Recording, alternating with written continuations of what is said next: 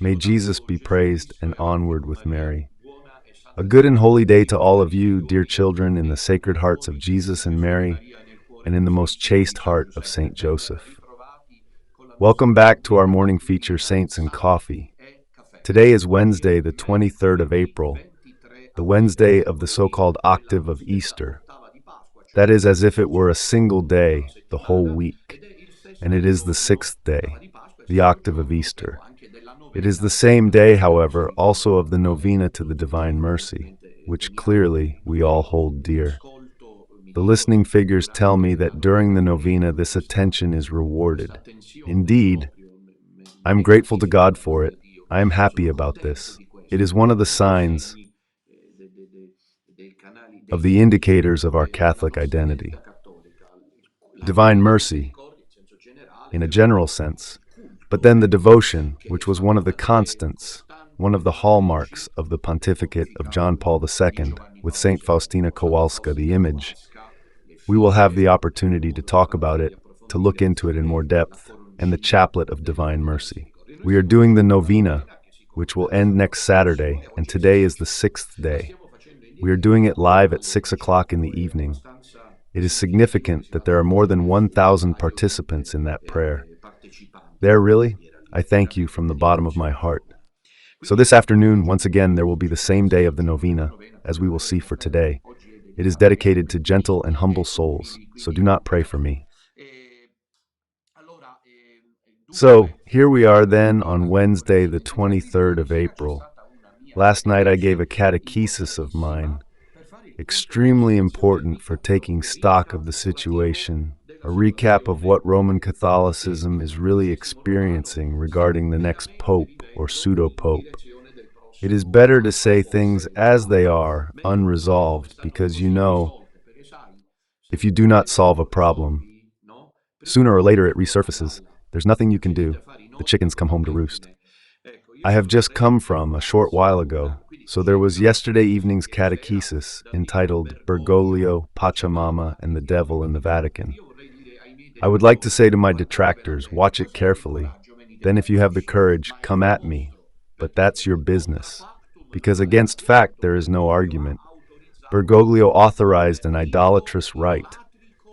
And to call it idolatrous is an understatement, despite the term. Even diabolical in the Vatican. Last night we had the opportunity to demonstrate this. But I have just this very moment been made a veteran in a live program on Canale Italia with the director, Professor Vito Monaco. There were 2 guests present, 2 journalists, among whom Furlan, who has written an interesting book about BRICS, about a global geopolitical arrangement that was supposed to be the topic, as far as I understood. Initially, only the one relating to Bergoglio's death and what will happen afterwards. Actually, then there was talk of other things as well, and in my opinion, that's not always a good thing. Also because the phone calls and the contributions were all direct.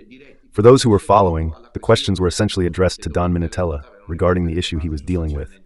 And why is it that the issue dominating the scene these days is that one? And I was very struck by the journalist's intervention. Forgive me, but I can't remember his name at the moment, who said that Father Minutella was respectful, that we were all respectful towards each other. He is a traditionalist. The Church and Pope Francis have done well to open themselves up to change, because the Church must adapt to the times. Now, whoever it is, and whoever comes to talk to us about this openness, about this change, it is pointless to have tried to explain that there is a possible change and a change, let's put it bluntly, impossible. That is, the gospel cannot be changed. There you have it, bluntly. In the end, this was the main issue. I reiterated the key points. First, Benedict XVI did not resign. Second, Bergoglio was elected, as we will also say today, on behalf of the St. Gallen Mafia and not by the conclave. It is valid. Third, Bergoglio performed as a pseudo-heretical pope, an apostate at the service of the world's powerful elites. That act of love we all do makes you pause. This morning, I had coffee. In a village where I live, in Sinisi, in one of the bars. And I went in. It had been a long time. I hadn't been in this bar for ages. I didn't find the lady who's known me since I was a child, because I used to go and get coffee there even as a child. When I used to go and pray in church, to keep myself always like this. And she wasn't there, her son was there, and I said, "But isn't your mom here?" He said, "No, she's at home." At home, yes, she had a problem and dad is at home too. And I said, "But isn't it by any chance?" He made me understand. It was connected to the act of love. Do you know what he told me? "Father, it is as you say. Unfortunately, we are realizing it far too late. People are dying in droves. It is something truly dramatic. People are falling ill and dying in droves. The project was supposed to succeed. And do you really think Bergoglio didn't know? Do you really think Bergoglio didn't know it wasn't an act of love, but something else?" Well, I truly believe that statement is among the most scandalous and revealing. And now, let those who are dying for him keep it. Sixth day, Easter octave and beloved Divine Mercy Novena. You were right. We are realizing far too late that this was not for but for. And he said the statistics, the facts. Because you see, even if the newspapers do not say it, because the newspapers will never say it, it is obvious.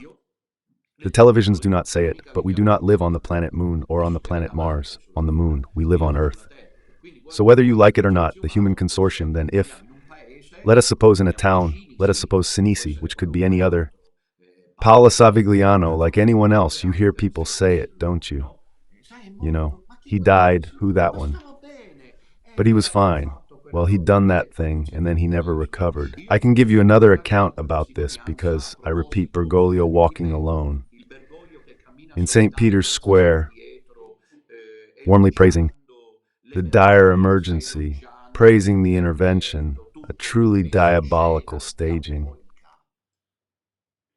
Do you realize that this is the moment to say these things, whatever it may cost?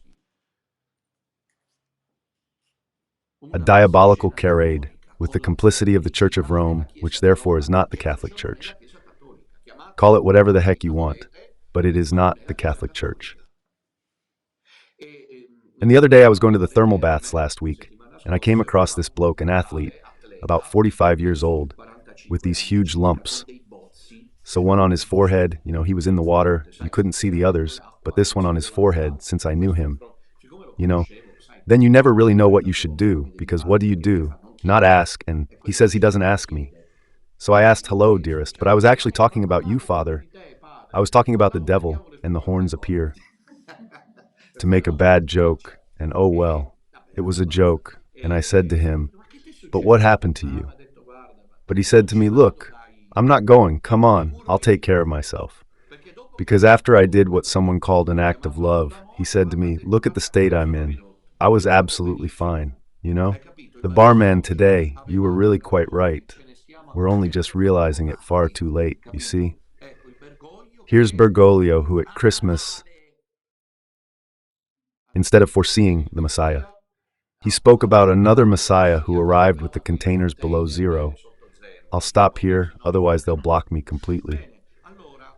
Well then, I don't know where this statement originated. In any case, these are heated days, of course. I don't know if you're aware, I try to pick up the bare minimum. So basically, the Bergoglian cardinals are arriving in Rome from all over the world. The youngest is 45 years old, because Bergoglio also enjoyed doing that. I'll just give you a couple of examples. The Archbishop of Milan will not enter the conclave. For me, I said it this morning on the program, because then Monaco asked me, for those who followed, in your opinion, who will become Pope? Parolin. I said, I hope not. But if I really have to take a guess, then I specified. Anyway, if the resignation of Benedict and the election of Bergoglio are not clarified, anyone could be elected. However, if you ask me, I would say that someone who could be a papabile is Delpini from Milan, who is not a cardinal. The most important archbishop on the planet does not enter the conclave. So, the Bishop of Rome, and immediately after, I'm not saying on the same level, but in terms of prestige, in terms of solemnity, of history, of everything you like, after Rome, immediately after Rome, what is there? Well then, the one from Milan is not a cardinal. Bergoglio did not make him a cardinal. However, just to spite him, he made his suffragan from Como a cardinal. Do you understand? I'm telling you it's suffragan to Milan, that is, it depends on Milan. So the one who depends on Milan is a cardinal and enters the conclave. And the Archbishop of Milan does not enter the conclave. But that's not the only thing. For example, he made the one from Mongolia a cardinal. He liked him. When he came to Rome, he was on an ad limina visit. The list of cardinals who were to be created was already ready, and the Secretariat of State had already published it. And he called because he was a despot. He was in charge. There was no service. But what service? Whoever bought into that? The idea of service. He was in charge of Santa Marta. It was the center of power. He said, I like this archbishop. I want it be. He liked it physically. As a person, careful, don't misunderstand me, as a person, he liked him. So straight away cardinal. That was the criterion Bergoglio used to make cardinals. The one from Milan is not a cardinal, Delpini. So, I do not rule out that, since now the cardinals are arriving in Rome, I said this morning to Vito Monaco, I'm sorry the topics veered off into nonsense. It didn't make sense. I'll clarify soon whether we're on this topic or another. I said two things. How does it end with 𝐸A? I've told you this in the last few days. Day 6, Divine Mercy Novena. Or they do it in no time at all, bang, it's done. I mean, they hurry up. And some signs would suggest this in such a way that there is no possibility of discussion. However, yesterday, I'm sorry that my assistant, I didn't tell her to foresee it, but on Facebook it was circulating a lot. A very symbolic image. Pay close attention to what I'm about to tell you. 2 cardinals for the Vatican congregations. That is, for the meetings before the conclave, they arrived together. It's not like they met at a bar. I'm talking about Cardinal Burke and Cardinal Sarah, prominent figures of a demanding post-Bergoglian turning point at the conclave. I don't know if you understand me. Burke and Sarah, authors of the Dubia, those things there, they arrived together. I mean, on social media, this image of Burke and Sarah is everywhere, exactly. There's even the video, which I think can be played. Let's see if they manage to find it. My episodes, poor collaborators, go on like this. It's not as if I have the time to prepare them in detail, as some people think. I just go there like that. Anyway, they arrived together. So do you think they will allow the conclave to have space to discuss? Otherwise, if they do not give space, this will decide. The elite, probably led by Parolin, they put up with the new pope. And so the conclave could last a few days, just a few hours. If, on the other hand, Burke, Sarah? You understand me, Miller. Each one bangs with their own. I made the German one louder. They're banging their fists. This conclave might never end. It'll never end. Understood? Because you want to see whether this isn't, for the non-Bergoglian cardinals, the last chance, or else they are idiots. Then they are idiots. Then they are unworthy people. I am understanding what I mean. I'll repeat it, because then so many times it's not... I do not know if everyone manages to explain, to understand. If I manage to make myself clear, they have understood. And it is all evident even to us who are not cardinals, that this for those who are not Bergoglian, and there are not a few, not Bergoglian, regardless of the reasons. There are those who are radically not Bergoglian, like Don Minutella, and like the little remnant who say he has never been Pope. And we have never decided to follow the Mass in communion with him. Absolutely not. But there are the moderate anti-Bergoglians. No, do you understand me?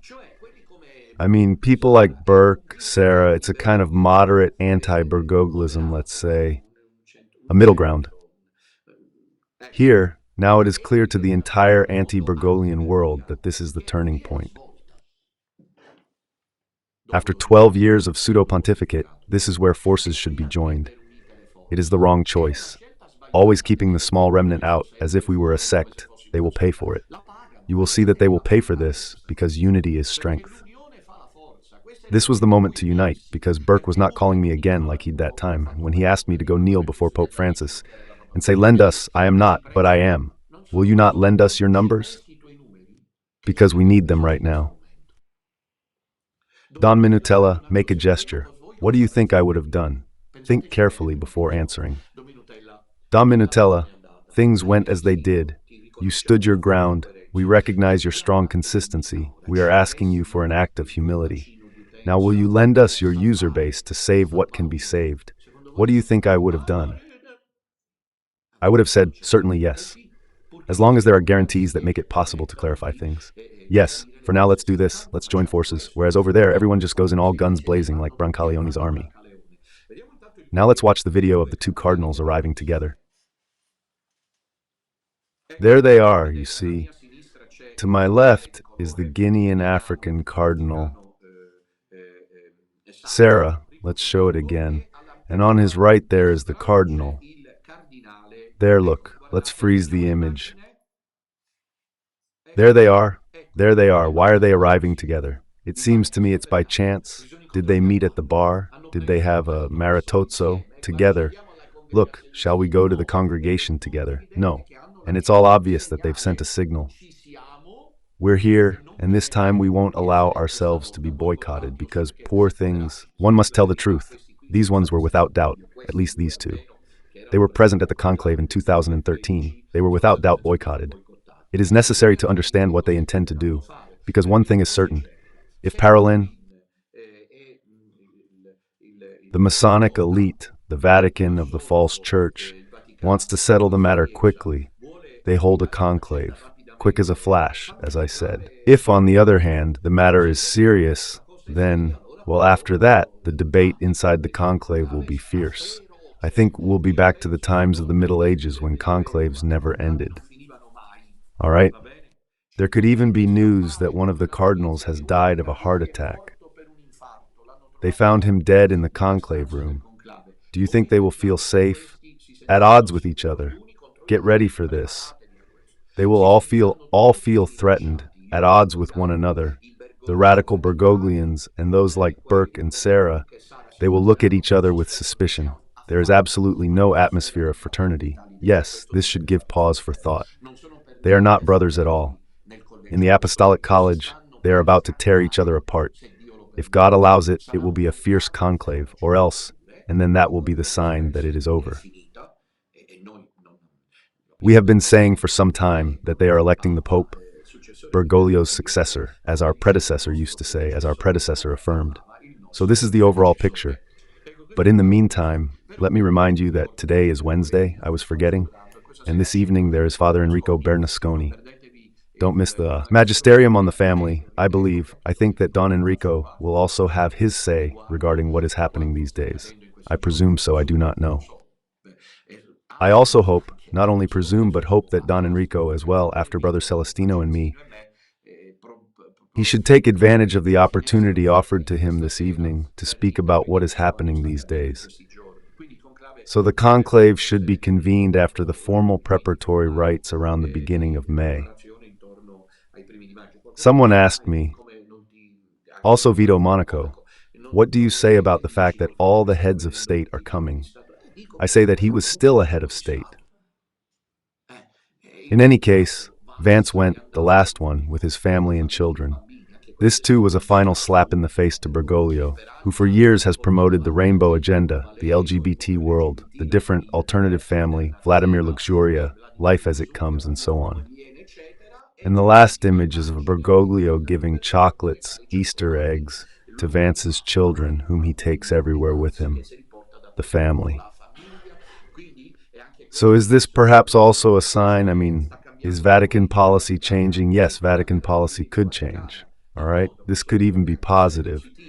But if the policy changes, we need clarity. Otherwise, isn't this a false church?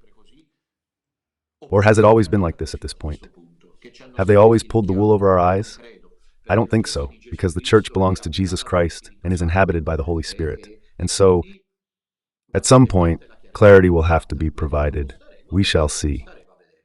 Tonight, Don Enrico's here. In the afternoon at 6 o'clock, there is the novena and the rosary.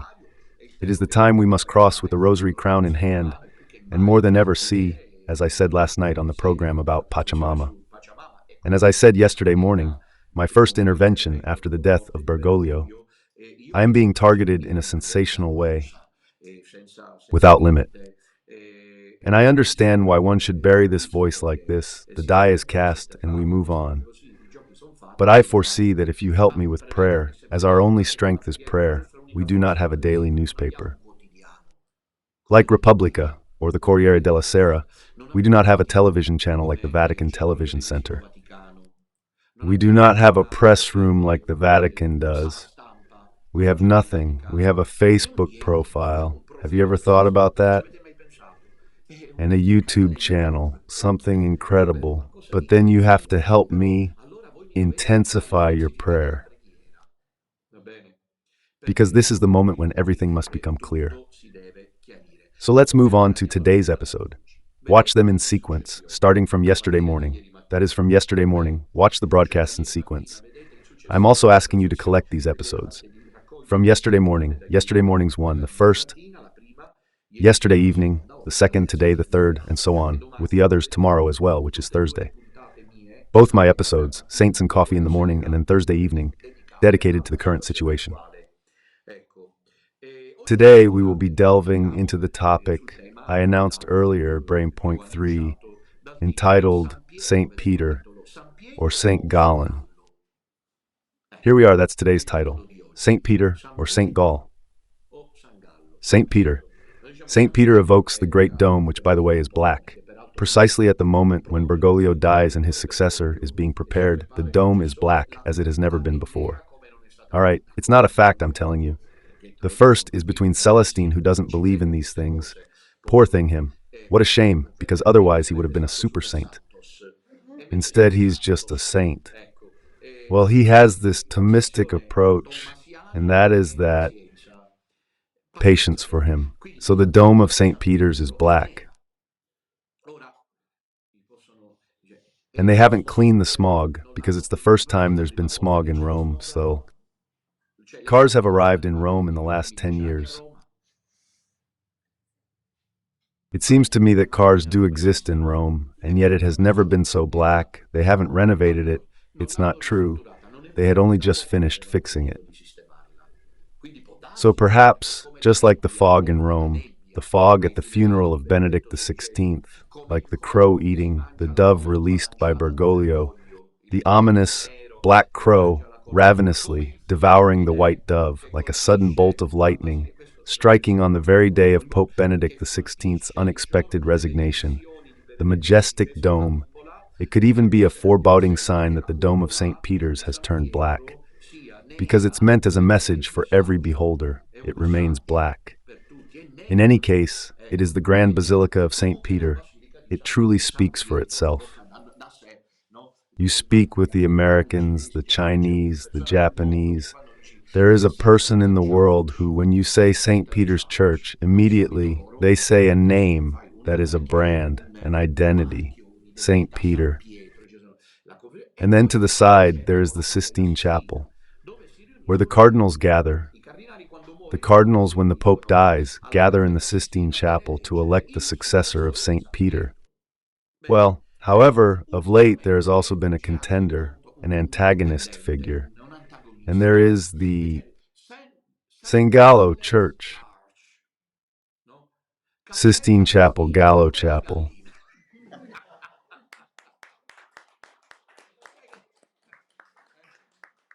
The Sistine or Gallo Chapel because of St. Peter, because of St. Sistina, or Gallo because of St. Gallo. St. Gallo is a city in Switzerland where they gathered for years. Cardinals and bishops around the bishop of St. Gallen named Ivo Führer, but the surname was meanwhile shortened, who brought together these cardinals, among whom Cardinal Martini from Milan, and then other names. Prestigious figures such as Casper, who is still alive, and then others, including Danners, as we shall see, etc. And these cardinals have worked in the shadows of a veritable ecclesiastical Masonic lodge. That is, if one wants to understand what ecclesiastical masonry is, one must look at the mafia. That's what it was called, as we shall see. the St. Gallen Mafia, and it is precisely there that the successor to Benedict was chosen. If there is more, as I was saying this morning on Canale Italia, let's say I already tried it in 2005 when John Paul II died, and they didn't manage it because God didn't allow it. It wasn't the right time. And so he was elected. Benedict XVI. But then the direction of the work of the mafiosi of San Gallo changed. That is, they began working to prevent. I write all this in my book, Church, Where Are You Going?, which is always available. Pietro, where are you? And to work to prevent Benedict XVI from carrying out his work peacefully. And finally, in order to compel him to tender his resignation, and thus to position the Gioconda Enigma there, that was the code name he went by, Bergoglio, inside the Masonic enclave of the San Gallo Mafia. Was there an investigation into this? No, because, it's not like I made it up. If I had made it up, that the San Gallo Mafia existed, that it elected Bergoglio, making the conclave invalid, well then all right, but it was none other than one of the leading lights, one of the foremost members of the San Gallo Mafia, by the name of Gottfried Danels, Archbishop of Malines, it seems to me, or Brussels, a cardinal who was indeed one of the leading figures, who appears together with Bergoglio, without there being any reason for this to happen. Why is it that among the cardinals who appear with Bergoglio, do you know what will happen? Also with the next one, it's supposed to be the most representative ones who appear. The Secretary of State, if he is not elected, the Camerlengo. What do I know, someone representative. But what is Dan Nelsek doing there, behind Bergoglio, on the balcony of St. Peter's? He was one of those who had worked in secret so that Bergoglio would be elected and would implement the reforms to change the Catholic Church. And so a conclave invalid according to the Apostolic Constitution Universi Dominici Gregis. Even this morning, someone says, but no one has challenged this, and what does that mean? And then the journalist, I repeat, I can't remember if he did or didn't tell me, yes, but Father Minutella, however representative he may be, is still representative of a tiny minority. And what does that mean? In fact, I replied to him respectfully, because I have learned the rules. And I said respectfully, and what does that mean? Because the truth lies with the majority, this is absolute. Relativism, moral, ethical, dogmatic, the truth does not lie with the majority. The truth is the truth. Adequate intellectus adherum. That is, it is not the majority that establishes the truth. In the meantime, it is not true that we are a small minority, because no one has filled halls, theaters, halls, and conferences like we have in these years. No one, however, even if we were a minority, it would not mean anything. But no one has challenged this canonical question. What does that mean? All the worse for them. Rules are rules. They've been broken. And even though 12 years have passed, the fact that perhaps we are in the minority, the passing of the years does not take anything away from the authenticity of the matter. Christ, sooner or later, God will intervene. Perhaps he is already doing so, saying that he could not give us. I do not care at all about what they are doing in there.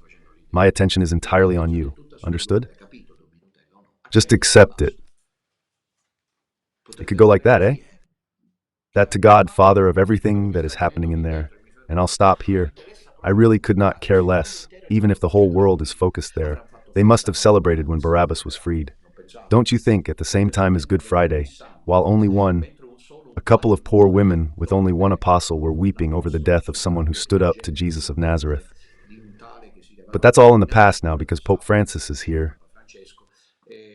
They were crying, but everyone else was celebrating. Barabbas, well, he goes out into the world. They probably went to a tavern. They probably had a big table in Jerusalem. Barabbas had been set free, and yet that was not the truth. And here it's the same.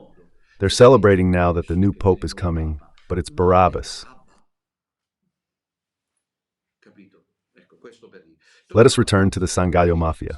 This reality of the San Gallo Mafia has come into being. And so this San Gallo Mafia is therefore a reality that we did not invent, which Cardinal Danneels spoke about. At least 3 have spoken about it officially, let's say.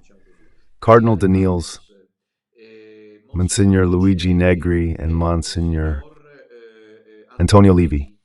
Here, I do not know if the contribution about Cardinal Danels is ready. I am asking the control room to broadcast it, if necessary, the contribution about Cardinal Danels.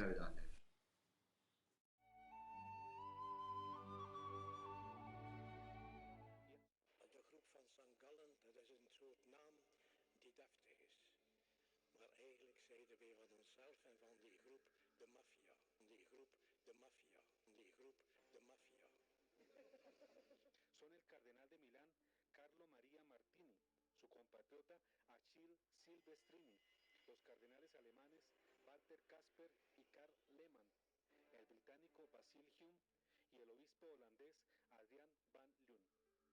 Desde su origen, varios son los objetivos de esta mafia eclesial, así denominada por el propio cardenal. Modernizar la Iglesia Católica, realizar reformas drásticas para hacerla más actual. Lograr que estas reformas fueran lideradas por su candidato.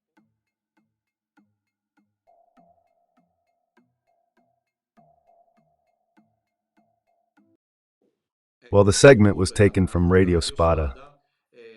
So this was a video that showed you how, in a television interview, the now emeritus Cardinal Archbishop of Brussels spoke about the mafia. About the mafia. He used the word mafia. I was challenged on this when I wrote the book, Church, Where Are You Going? Because a theologian said to me, how dare you use such a heavy word in the mouth of a cardinal? He didn't say it, you saw it. There's nothing to be done. Everything is against me. That's why then I am a serpent. Damn, the devil. That's me, you see? Because today, whoever shouts the truth is the devil. On the contrary, go ahead. Since the world is in a system of lies, including Rome, then those of us who shout, but the barman. What does he say today? We are realizing it far too late. It is only a matter of time. Truth time. Will out. Let us get back to us. This retired Cardinal Danels declares the existence of this St. Gallen mafia, so called to indicate the city where they used to meet. So there you have it, my dear children. That's how it went. At the beginning of January 2013, the Bank of Italy freezes the global credit card network in the Vatican. For the whole month of January 2013, the circuit remained blocked so that those who go to visit the Vatican museums, around 5 million visitors a year, to purchase certain medicines at the Vatican's internal pharmacy, which can only be accessed if you have the appropriate prescription and identification, or to buy the latest book by Benedict XVI at the Vatican Publishing House bookshop, they were forced to use cash because credit cards were refused. Strangely, the competent Vatican authorities did not appear. Worried, just imagine. And yet the blocking of payments only happens in situations of suspicion. The news is not made public, but the awkwardness is obvious. Who and for what reason had wanted the freezing of the Vatican banking circuits? On the 5th of January 2023, 5 days after the death of the Pope, Benedict XVI died between 31st December 2022 and 5th January 2023. In an interview with Ezio Mauro for Repubblica, Monsignor Georg Genghen states, here are his exact words: the devil in the Vatican acted against Benedict XVI. Jesus and Mary be praised. Wednesday, 23rd April. Did he show up with horns and a pitchfork? Or the San Gallo Mafia, who was working, as Daners later said, to force him to resign? And since he resisted, the last chance, the last card is the most problematic one. Where is the money, then? Pietro Laporta, a retired general, on the 3rd of January 2023, on Marco Tassati's Stilon Corriere portal, traced the maneuver back to Barack Obama's White House. A circle of Roman manipulators and American employees had practically been working since the 2005 election to force Benedict XVI to resign. In any case, beyond scattered suspicions and clues, there remains an irrefutable fact. On the day after the resignation, that is, the announcement of the resignation, on the 12th of February 2013, the SWIFT system, which governs the transactions of 10,500 banks worldwide, spread across 215 countries, was suddenly and unexpectedly unlocked. Let's reflect briefly. Jesus had long been targeted by the Sanhedrin and the Pharisees, who made his life difficult. Finally, thanks to the money agreed with Judas, the passion began with his capture in Gethsemane, the money. After repeated attempts to remove him, even rumors of a possible poisoning, the Mordek plot, Satan's partisans believed they could get rid of the Pope once and for all through economic blackmail. The well-known journalist Conchita de Gregorio in La Repubblica on the 1st of January 2013, therefore in advance, in her own way, she was responding to the pontiff because she wrote, with reasonable common sense, that an elderly pope does not have the strength to face an internal and external power structure in the Vatican. Shame she did not say that about Bergoglio. It was a journalistic way to announce the Pope's imminent catastrophe. Maurizio Blondet reported the statements of the Belgian website Media Press. SWIFT is headquartered in Belgium, and he wrote, "When a bank or a territory is excluded from the system, as was the case with the Vatican in the days preceding the resignation of Benedict XVI in February 2013, all transactions are blocked. Without waiting for the election of Pope Bergoglio, the SWIFT system was unblocked upon the announcement of Benedict XVI's resignation. Something scandalous, my dear children." The article dated the 28th of September 2015 reports the conclusion reached by the Belgian website. There was blackmail coming from no one knows where. We did from the San Gallo Mafia through SWIFT exerted over Benedict XVI. Resign? Resign. Now you have to do it. The underlying reasons for this story have not been clarified, but it is clear that SWIFT intervened directly in the management of church affairs. The Milanese essayist concludes, "This explains and justifies the unprecedented resignation of 𝐤𝐻𝐻𝐶, which so many of us may have mistaken for an act of cowardice. The church was now being treated like a terrorist state, in fact, even worse, because let us note that the dozen banks which had fallen into the hands of the Islamic State in Iraq and Syria were meanwhile not excluded from SWIFT and continued to carry out international transactions. Vatican finances, on the other hand, could no longer pay the nunciatures or send. In short, it was a sensational blockade, resources for the missions, in fact. Even the cash machines in Vatican City had actually been blocked. The Church of Benedict XVI could no longer either sell or buy, just as it is written in Revelation chapter 13. Even today, some authors and writers trace the cause of Benedict XVI's divisions back to an act of cowardice, to an inability to govern, because he was not sleeping well. While Blondet, already in 2015, was saying that this hypothesis was entirely reasonably to be ruled out, precisely because of the relentless encirclement that the Pope had had to endure. The writer Antonio McCartan, in his book The Year of the Two Popes, states that the last 3 years of Benedict XVI's pontificate were 3 years of turbulence. So now let's take a moment to look at this San Gallo mafia that worked on all of this.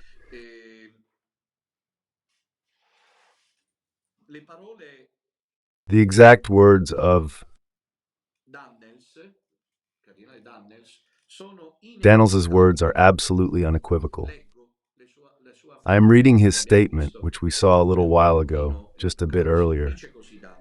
Daniels says this: "Some bishops were plotting for Benedict XVI to be sent away and replaced by others, conducting their dealings behind closed doors in the canton of St. Gallen. They called themselves by the same name as that notorious organization you find in Sicily, the Mafia. No, this, but excuse me, I got ahead of myself. Now we will see, this is Negri. Danner says, we used to meet as a clan about the mafia and speaks for the first time about the mafia. So what did you think? Cardinal Daniels. I was the first one, I remind you. I was the one who started saying these things. The Church of Mercy, of dialogue, of bridges, not of walls. He excommunicated me twice. They've excommunicated him for heresy, simply for telling the truth. Nowadays, truth itself is heresy. Was it not more reasonable that if someone questions something that has been proven, it was more intelligent as a choice than the Holy See? Because the canon law code safeguards and protects those who raise reasonable doubts. They should answer these questions which to this day remain unresolved, despite Bergoglio having died and preparations being made for his successor. Why not issue 2 excommunications? I believe so. But why did they respond with 2 excommunications, Bergoglio, the Freemasons, and Domenotella? Because he told the truth.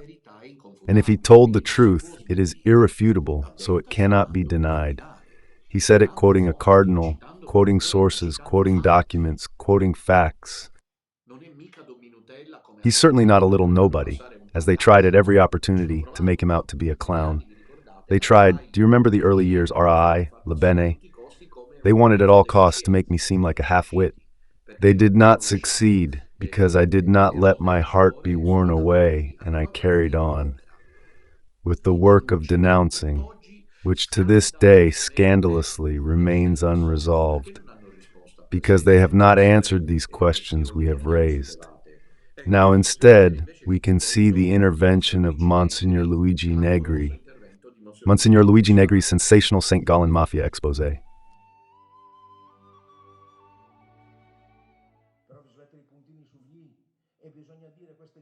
And it must be said, these churches, why are they so devastated?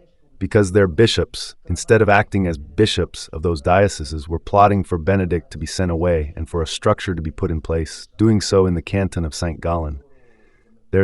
How shall I put it, their relationships, their character traits. They they used to call it the proof of civil presence.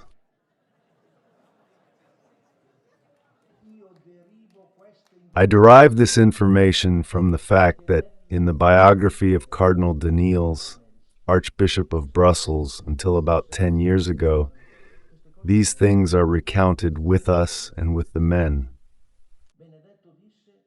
Benedict said, "You have not yet lost this battle. If in Italy you manage to turn things around and show that secularism here can have its own accounting, then Luigi Negri's speech, he too has passed away."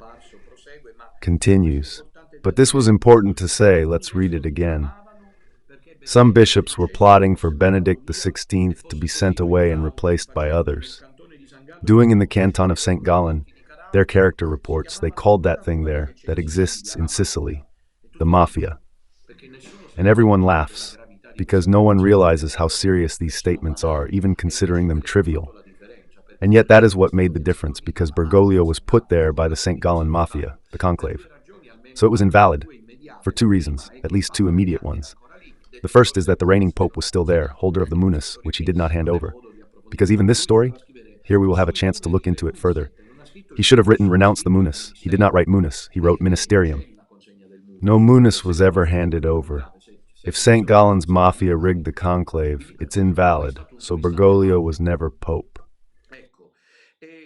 Then there is the statement by Monsignor Antonio Levi, which is surprising. I will read it to you because we do not have time to show it. Francis is Pope because the Holy Spirit wanted it. This is nonsense. Francis is Pope because the Holy Spirit wanted it. This is nonsense. The Holy Spirit inspires everyone to do good, but not everyone does the good that the Holy Spirit inspires them to do. The theologians significantly concluded an activity by evil heretical theologians to seize power, and now they have seized it. And that is why I say heresy is in power. The cardinals, at least the well-known ones who were part of this mafia of St. Charles, are Carlo Martini, Lofieur, Gottfried Anders. Someone is not a cardinal.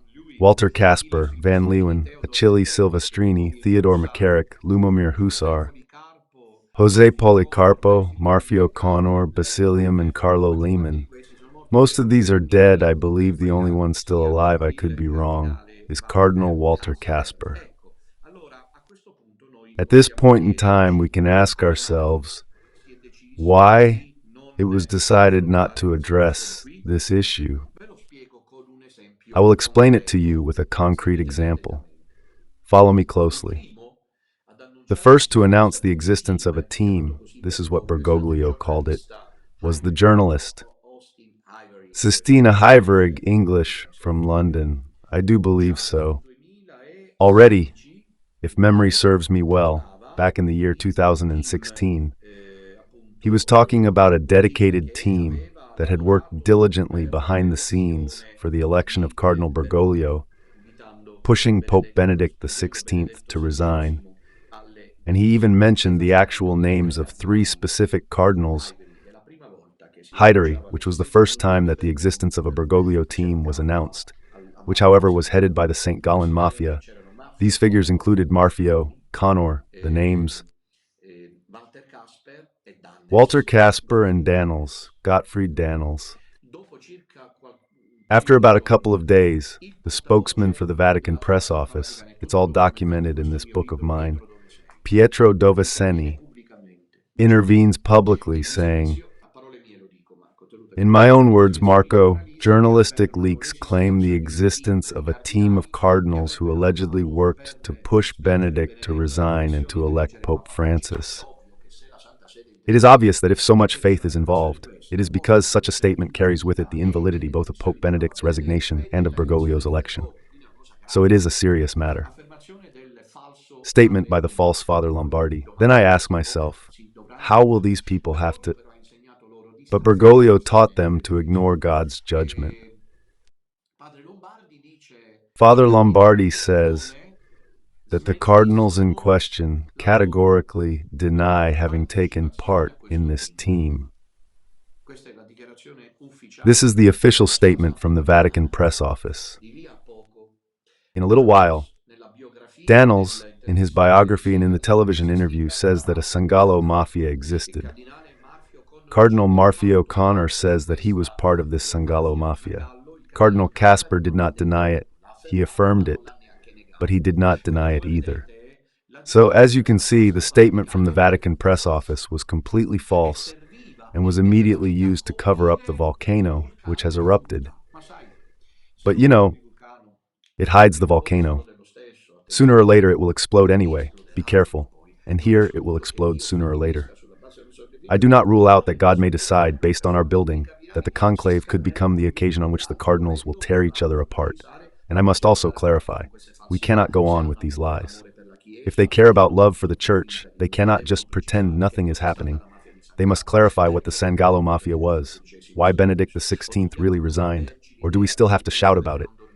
The idea that he resigned because he couldn't sleep, but which Pope sleeps like any other human being.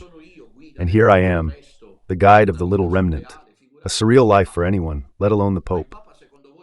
But do you think the Pope sleeps like all other human beings? I don't know. He does sleep. But as soon as he opens his eyes to go for a wee at night, let's say, does he remember that he's the Pope or not? Does he remember that tomorrow morning there is the trip to the Amazon, the meeting in Delmina with the bishops of Brazil, the diplomatic activity with the heads of state or not? Of course, what does he do? Resigns because he cannot sleep. It is the grace of state. What will become of him? Will Burke want it? Will Sarah want it? Müller? Let us hope that they try to. Because then, at that point, truly, Father Benu's hypothesis could even find a... I don't believe it, I'm just telling you that I would like to hope they would do it, but it needs to be discussed. We must address the reason that led Benedict XVI to step down, which is not because he was not sleeping or because he was not going to World Youth Day, but because he was forced by the Sangallo Mafia, as has been testified there. Thank you. In fact, one of whom was a spoiler man, like Gottfried Daniels. It was a real anti-Ratzingerian faction. Conclude. since Benedict resigned. See Church, Where Are You Going? Page 205. We need to bring forward the topic of the resignation of Benedict XVI, announced in a completely invalid way. It seems that the announcement, despite everything, was unexpected, even for the members of the St. Gallen Mafia themselves. They did not expect the Pope to do it, but they did not expect it because they could not imagine that he, the Pope, enlightened by God, and to fulfill the prophecies, he made the right move. I'll make you believe that I'm keeping the munus. And here I'd like to say something, but this munus, do the cardinals who are now gathering in San Gallo have it at their disposal? Because that is not St. Peter's, that for now, to this day. San Gallo commands, not St. Peter's. Contra factum, San Gallo is in command. They have the munus at their disposal. The munus has become unavailable by the will of Benedict XVI. But do you remember yesterday? He is perhaps the last pope. How dare he? There is Pope Francis. The answer is everything is possible. Anything can happen. That is, Benedict XVI, with that act, made the munus unavailable. Here there are so many issues coming together, even for us of the small remnant. At this moment, the issue is inextricable because it is so complex, so problematic, that everyone can be right about everything, and vice versa. No one is at a disadvantage at this moment. Neither those who rejoiced at the idea of another like Bergoglio emerging, nor those like us who say that that's the henhouse chapel, not the Sistine Chapel. This is the moment when, if the Catholic Church is serious, and if these cardinals who are coming together are serious, they will not exclude any voice. None. To understand the truth, all the way, they need to do a thorough cleanup. Carthago delenda est. There is nothing to be done. Carthago delenda est. And so we will have to understand what they want to do. The cardinals want to hold the ceremony. No, the staging where they pretend that, and then, in the end, everything carries on as if nothing had happened. Then truly God must have had other plans in mind. Today, with my hands joined here, all the little remnant, something that will probably leave you perplexed. I have told you so many times, but I think instead that the wisest among you will admire me for what I am doing. To say that our last resort was to sit down and watch the cardinals enter the conclave, right? That was so far the last resort he had.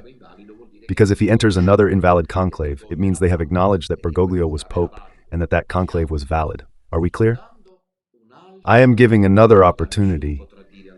No one will then be able to say that I am acting in my own interest, but that I care about the interest of the Church.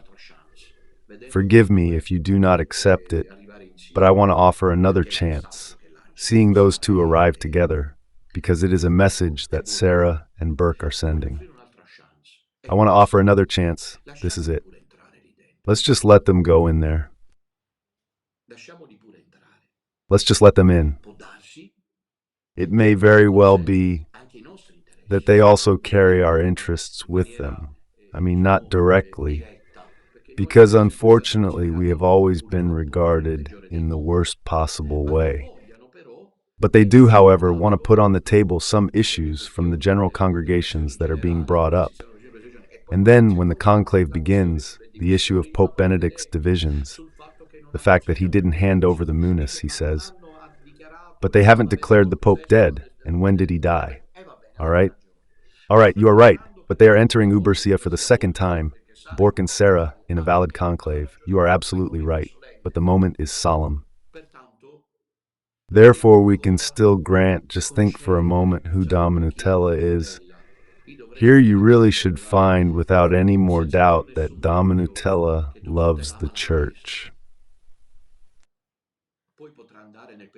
Then things could go as badly as they have so far, with them pretending nothing is happening, discussing what the next pope should do, and everything carries on as if nothing had happened. But they will not be able to say that we are opponents out of sheer contrariness. We are defending the truth, so much so that, as far as I am concerned, I have not even consulted my fellow brothers. I suggested to them that we meet soon to agree on a common line, but this is what I would like to say. Personally, I believe that it is still possible to postpone the crisps and the aperitif. That is, let's see, it may be that in the conclave they have the courage, these cardinals whom we are looking to. The conditions are not the best, but the Lord can always work through our sacrifice. These cardinals are now making sacrifices. They put the dramatic situation on the table with the other cardinals present. There is a church, as I was saying this morning on the Canale Italia program to Vito Monaco. There is a church that Bergoglio has taken and divided. He leaves it confused, lost, frightened, divided. Do these cardinals care? Love for the church? And the Bergoglian faction, which is, moreover, let's not kid ourselves, overwhelmingly in the majority, will it allow these aspects to be called into question here? I don't think so. But I'm asking you if you agree. I don't know. I don't read the comments. I don't know if you agree. Let us leave room for another chance. That is, instead of stopping, as was right, at the entrance of the cardinals into the conclave. Since we care about the truth, we cannot rule out that we have kept it going, and that now it is not up to us to, how shall I put it, suggest that these cardinals might, if they have gone into prayer and said, let us go to die, martini, because if they bring up these topics, they must not even drink water in there. They must accept dying of dehydration, because if they drink the water, who knows what will happen to them, because that's the atmosphere. And trust me, look at the wrapping. These cardinals are all frightened because they know what's in there. Understood, many times. Santa's action can be overcome with a single act of truth. The devil is there, the false church is there, but it is pointless to take a stand because we cannot know how long the false church will last. It may be that with the death of Bergoglio, God grants us the grace to see the false church die as well after 12 years. That may well be enough, but, so the hope is that the cardinals, both in conclave, are available so that we can wait for this as well. I would say yes. It seems to me a reasonable proposal. I have thought about it. It's not something I'm just throwing out there. I mean, it's possible that these cardinals are willing to face martyrdom, that Burke, despite the trauma he caused me, think about what his are. So there's no point in you taking sides and saying no, no, no, because you should think. But after all, Dom Nutella does have a trauma with him, and yet he's offering him his willingness, because love for the church is more important than personal baggage. But it may be that Burke, Sarah, Muller, and others, we don't know, but there are some, apparently someone, even among the first-hour Bergoglian cardinals, for example, Parolin. Bergoglio made him cardinal, Muller, Bergoglio made him cardinal, but these are first-hour cardinals who in all likelihood, with some probability, are not willing to continue in that direction. And there comes someone who clarifies that I am not making anything up. Father Benu said it, and yet I challenged him. But this is the moment to be truly free with oneself, because the situation is so troubled that the Bergoglians actually show themselves for what they are. You are a snake. You are damned. I have been measured with Bergoglio. They have said that he is dead. The heretic on purpose. It is a fact. I have not allowed myself to say what. Instead, the Bergoglians say to me, why don't you die? May God punish you. Get out of the way. You're cursed. You're out of your mind. Let's hope you get array. But what sort of behavior is this? But why did Bergoglio create this? Yes, Bergoglio created that faction there. Do you understand? Like a group of supporters. Here instead we are watching. This is an appeal I am making to everyone. Let us hope that these cardinals have the seriousness, the historical weight. I would not want to be in their place. But I know myself, if I had been Cardinal Minutella entering into this situation, on my own I would not have cared about anyone. All right. I would go in with the drips hidden so as not to become dehydrated. But we can hope that they feel the weight of history, the solemnity of the moment, and that they do not act like performers, as I fear they might. I'm afraid so, that the actors are pretending, they're acting as if it's another false conclave, a false pope, or the Bergoglian faction shows itself to be determined strong. And so I would say, let us wait for them to go in, Let's see what comes out, everything. It will all become clear later when the new one appears. Let's see who it is. Let's see what he says, what blame he might give himself, what he decides. It is impossible, I'm telling you. Be careful, I would like you to understand, because I care about you. I hold you dear, I live for this. Do not delude yourselves. I am not giving you false hope. It is impossible for it to happen, but it is only right to give this chance.